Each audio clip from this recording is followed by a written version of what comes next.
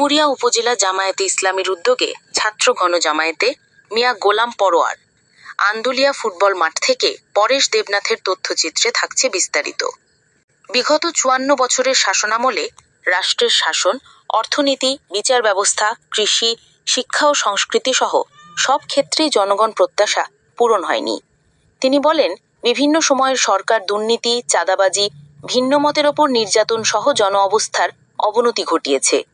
গত ৫ অগস্টের রাজনৈতিক পরিবর্তনের পরও মাঠ দখল, মাজারঘাটের নিয়ন্ত্রণ ও চাঁদাবাজি আগের ধারার মতোই চলছে। তবে এসব কর্মকাণ্ডের সঙ্গে জামায়াতের কোনো সম্পর্ক নেই বলে তিনি উল্লেখ করেন। জনগণ এখন পরিবর্তন চায়। পুরনো রাজনৈতিক ধারা, দুর্নীতি ও দখলদারিত্ব থেকে মুক্ত হয়ে একটি ন্যায়পরায়ণ রাষ্ট্র ব্যবস্থা গড়ে তুলতে হবে। We need change. এই পরিবর্তন আনতে পারবে জামায়াত।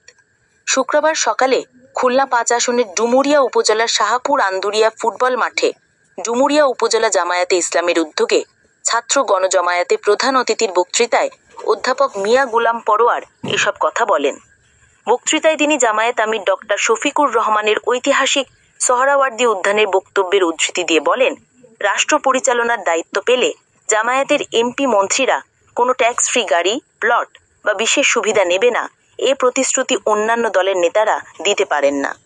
তিনি দাবি করেন, উন্নয়ন খাতের বরাদ্দ জনগণের সামনে প্রকাশ করে জবাবদিহিমূলক ব্যবস্থা গঠন করবে জামায়াত। আগামীতে আমরা রাষ্ট্র ক্ষমতায় গেলে একটা শোষণমুক্ত বাংলাদেশ করব। তিনি বিল ডাকাতি সহ এলাকার জলবদ্ধতা নিরসনের আশ্বাস দেন। তিনি উপস্থিত হিন্দু সম্প্রদায়ের উদ্দেশ্যে বলেন, ভয় পাবেন না। আপনারা যেমন নৌকা, ধানের শীষ লাঙ্গলে ভোট দিতে পারেন, নারীপাল্লা ভোট দেওয়ার অধিকারও আপনাদের আছে। তিনি অভিযোগ করেন, ভীতি সৃষ্টি করে ভোটাধিকার কেড়ে নেওয়ার চেষ্টা সামাজিক সহাবস্থানকে ক্ষতিগ্রস্ত করে।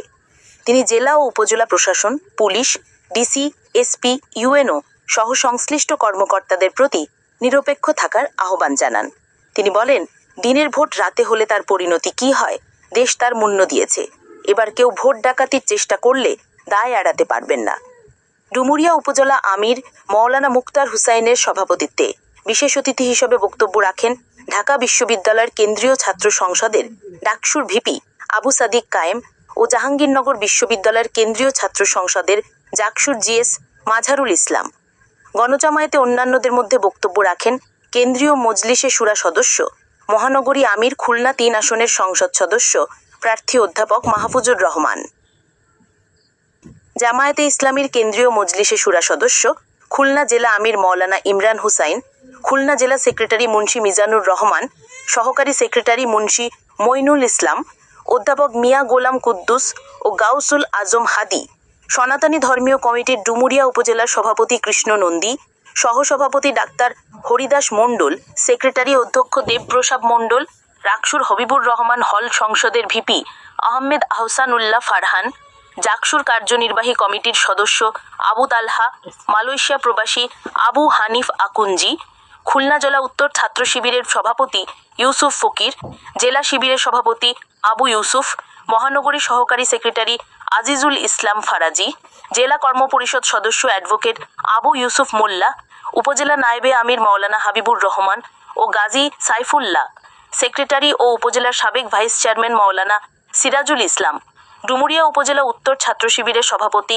মওলানা মুফিজুর রহমান, ধামালিয়া ইউনিয়ন জামায়াতের আমির মাস্টার মোস্তাক আহমেদ চৌধুরী, উপজেলা যুব বিভাগের সভাপতি বিএম আলমগীর হোসেন, মওলানা মফিজুর রহমান, সাবেক সভাপতি বেলাল হোসেন, নোমান হোসেন নয়ন, আব্দুর রশিদ বিশ্বাস, আমানুল্লাহ আমান প্রমুখ। ইসলামী সঙ্গীত পরিবেশন করেন জনপ্রিয় কণ্ঠশিল্পী আহমেদ আতাউল্লাহ সালমান, শেখ সিরাজুল ইসলাম, মুস্তাফা আল মুজাহিদ, ডক্টর ইকরাম উদ্দিন সুমন সহ হাজার হাজার জনতা গণজামায়াতে উপস্থিত ছিলেন।